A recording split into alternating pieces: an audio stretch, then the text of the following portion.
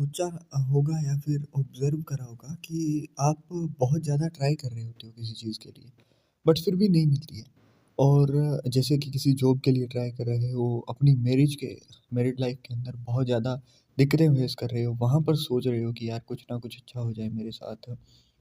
आपका कोई खुद का बिज़नेस है, वहाँ पर ट्राई कर रहे हो, बट उतना प्रॉफ़िटेबल हो नहीं रहा है कुछ भी। एंड तब आपके दिमाग में कई बार ये चीज़ें आती हैं कि यार मेरी इंटेंशंस भी अच्छी होती हैं, मैं ऑनेस्टली काम भी करता हूँ, तो मेरे साथ ही ऐसा क्यों होता है?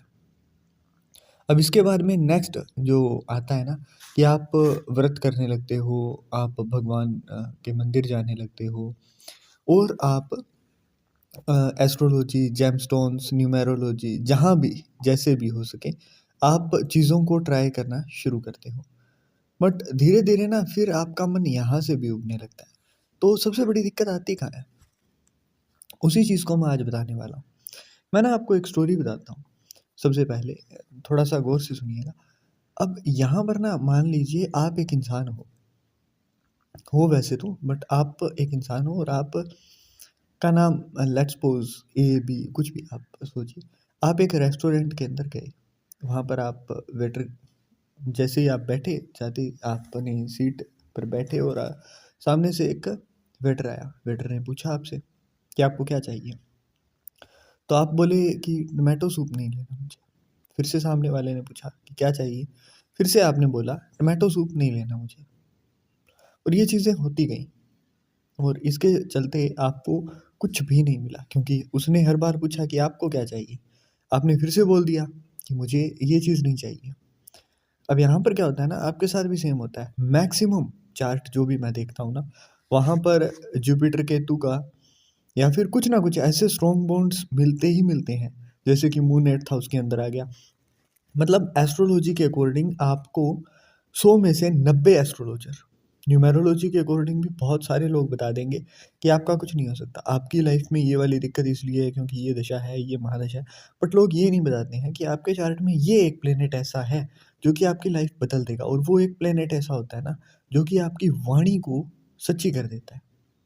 जैसे कि किसी की कुंडली के अंदर अगर शनिदेव 11th हाउस के अंदर आ गए ना, तो सामने वाला ये ज़रूर बोल देगा कि आपकी ना इनकम धीरे-धीरे बढ़ेगी। बट ये कोई नहीं बताता है कि आपकी इनकम तब बढ़ जाएगी जब आप चीज़ों से एक्सपेक्टेशंस रखना ही बंद कर दोगे। आप काम करोगे और काम के बारे में ना आप डिज़ायर नहीं रखोगे कि मेरे पास इतना ही है।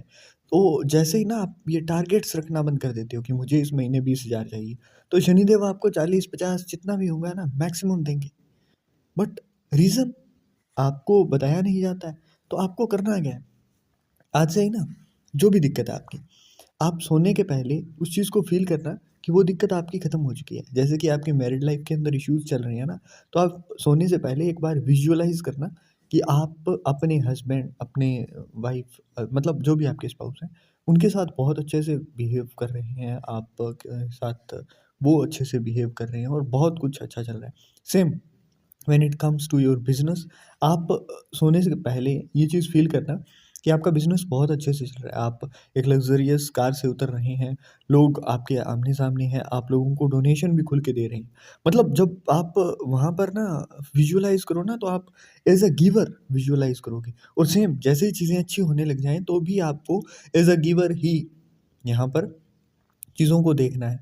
बट हाँ, एक चीज़ और, आपको ओवर गिविंग नहीं करनी है। आपको कुछ बाउंड्रीज़ इसके बाद में बनानी होगी कि इतना मैं करूँगा, उसके आगे अगर चाहिए तो इतना तुम्हें आगे से करना होगा। म्यूचुअली ही चीज़ें चलती हैं। So now when it comes to your visualisation, आपने जैसे ही चीज़ों को विज़ुअलाइज़ किया, जैसे ही आपने चीज़ों को देखा, अब वो जब देखा ना तो आपके अंदर, आपके दिमाग के अंदर अगर साइंस की माने तो डोपामाइन रिलीज़ होता है। अब वो डोपामाइन रिलीज़ हो चुका है। अब आपको वो चीज़ फ़ील हो चुकी है कि हाँ, बहुत कुछ अच्छा हुआ है।